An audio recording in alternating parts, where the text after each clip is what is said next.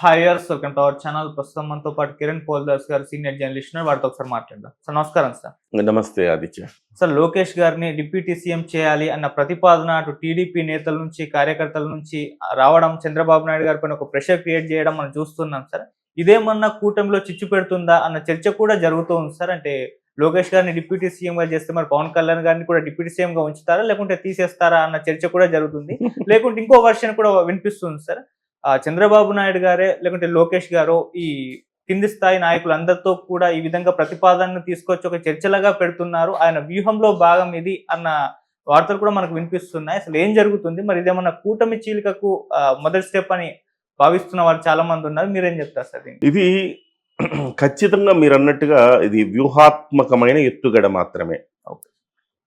నిన్న మొన్నటి వరకు తెలుగుదేశంలో ఎవరో కొంతమంది లోకేష్ గారి ప్రాభవం కోసం, ఆయన మెప్పు కోసం నన్ను ఈ రకంగా మాట్లాడితే లోకేష్ గారు నన్ను శభాష్ అంటారు అనుకోను, ఏదో చేస్తున్నారని అనుకున్నా.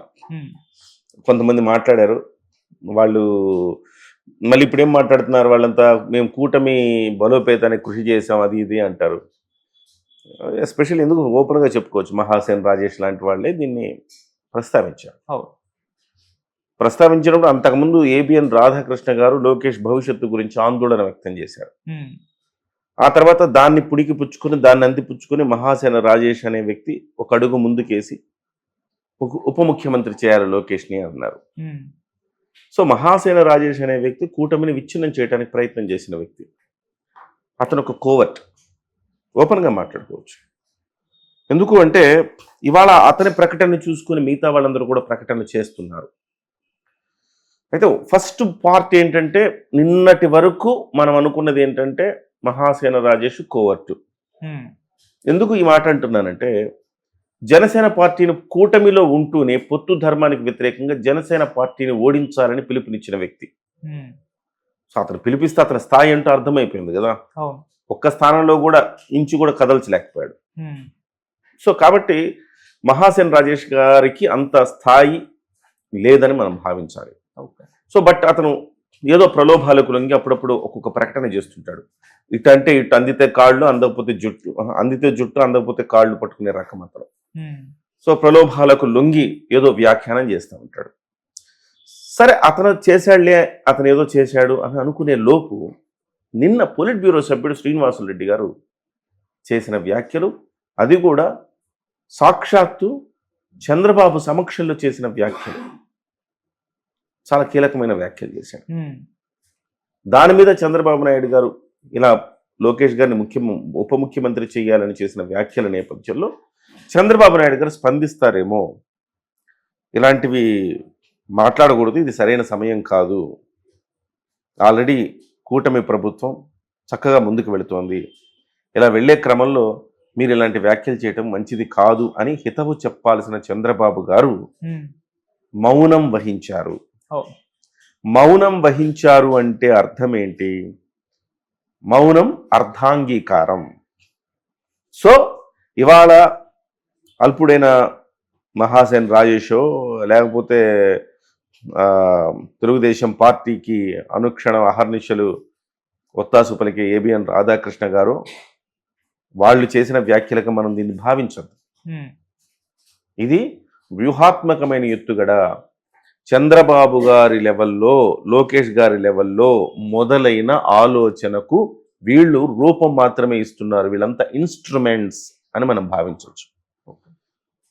సో అందులో భాగంగా మొదట రాధాకృష్ణ మాట్లాడాలి. రాధాకృష్ణ గారు మాట్లాడిన తర్వాత దాన్ని అందరూ తెలుగుదేశం పార్టీని సపోర్ట్ చేసే జర్నలిస్టులు అందరూ కూడా, ఛానల్ అన్ని కూడా సపోర్ట్ చేయాలి.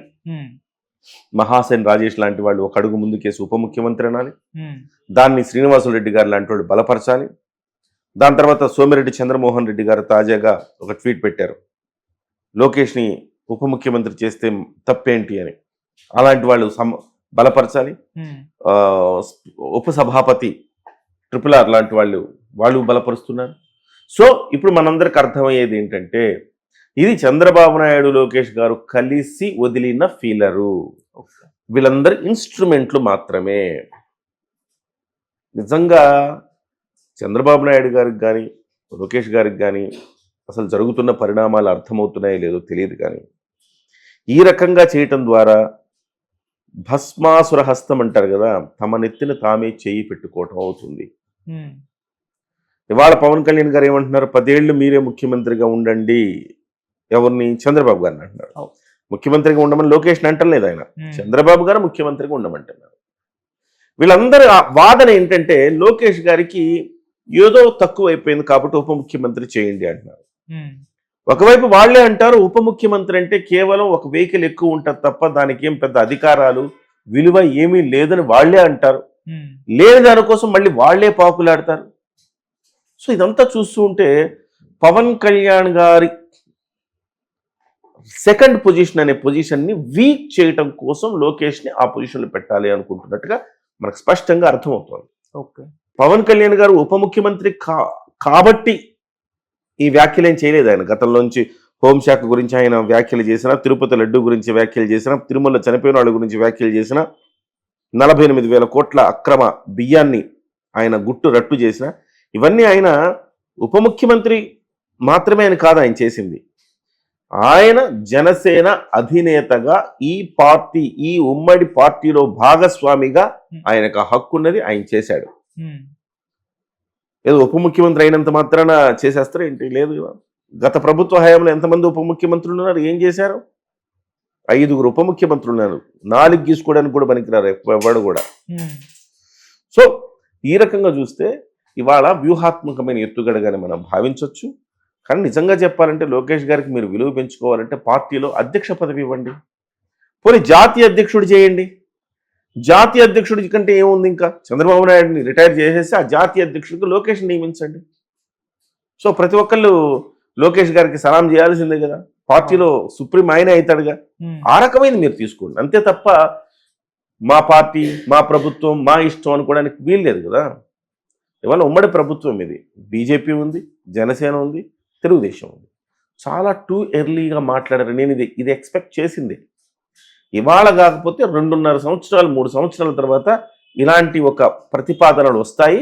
ఖచ్చితంగా పవన్ కళ్యాణ్ గారిని వీక్ చేసే ఒక ప్రయత్నం అయితే గట్టిగా తెలుగుదేశం పార్టీ చేస్తుందని తెలుసు, కానీ ఇంత త్వరగా వస్తుందని నాకు తెలియదు. ఎవరు ఎక్స్పెక్ట్ చేయాలి ఇంత త్వరగా వస్తుందని. సో ఇది జనసేన అంగీకరిస్తుందా అంటే బహుశా జనసేన పార్టీ ఎందుకు అంగీకరించాలి? మీకోసం సీట్లు త్యాగం చేసి, మీరు జైల్లో ఉంటే మీకు మద్దతు ఇచ్చి, మీకోసం సీట్లు త్యాగం చేసి, మిమ్మల్ని నమ్మమంటున్న బీజేపీని తీసుకొచ్చి మీతో జత కట్టించి, ఎప్పుడు బీజేపీ ఒక మాట అంటూ ఉంటుంది, తెలుగుదేశం పార్టీని చంద్రబాబుని నమ్మలేము, అవకాశవాద రాజకీయాలు చేస్తారు, నమ్మలేమని చెప్తారు. ఇవాళ అవకాశవాద రాజకీయాలు చేస్తున్నట్టుగా భావించాలి, తప్పదు. ఇది తమ గొయ్యి తామే తీసుకుంటున్నట్టుగా. పవన్ కళ్యాణ్ గారికి పోయేదేముందండి? ఇవాళ ప్రజల్లో బ్రహ్మాండమైన మంచి పేరు వచ్చింది పవన్ కళ్యాణ్ గారు. తప్పులు మీరు ఎన్ని చేసినా పవన్ కళ్యాణ్ గారు మిమ్మల్ని రక్షిస్తూ వస్తున్నాడు, మీకు ఒక రక్షణ కవచంలాగా ఉన్నాడు. ప్రధాన ప్రతిపక్షమైన అటువైపు వైసీపీ లాంటి పార్టీలు రెచ్చిపోకుండా ముందే ఈయన ప్రతి తప్పుని కరెక్ట్ చేసుకుంటూ ముందుకు తీసుకుపోతా ఉన్నాడు. అలాంటి వ్యక్తిని మీరు వీక్ చేయాలని మీరు అనుకుంటే అది మీరు అవివేకం అవుతుంది. వన్స్ ఒక్కసారి ఆయన బయటకు వచ్చి విపక్షంలో కూర్చుంటే దిబిడే. విపక్షంలో కూర్చోకుండా చూసుకోవాలి మీరే.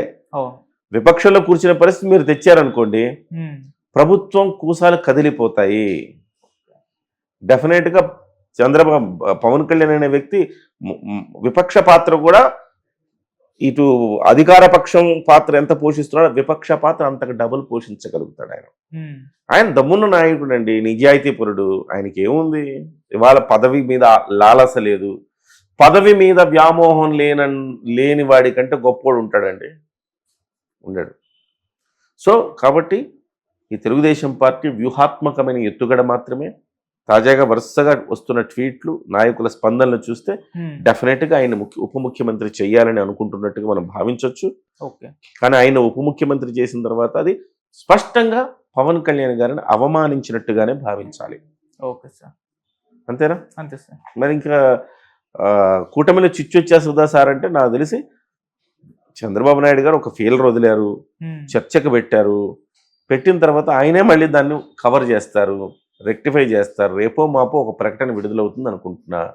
పార్టీలో ఎవరు మాట్లాడద్దు, ఇది ప్రస్తుతానికి ఇలాంటి అంశాలు చర్చకు తేవద్దు, కూటమిలో అందరం కలిసికట్టుగా ముందుకెళ్తున్నాం, ఎవరు ఉప ముఖ్యమంత్రి చేయాలన్న వ్యాఖ్యలు చెయ్యొద్దు అని స్పష్టమైన ప్రకటన రాబోయే 2-3 రోజుల్లో చంద్రబాబు గారి నుంచి వస్తుంది.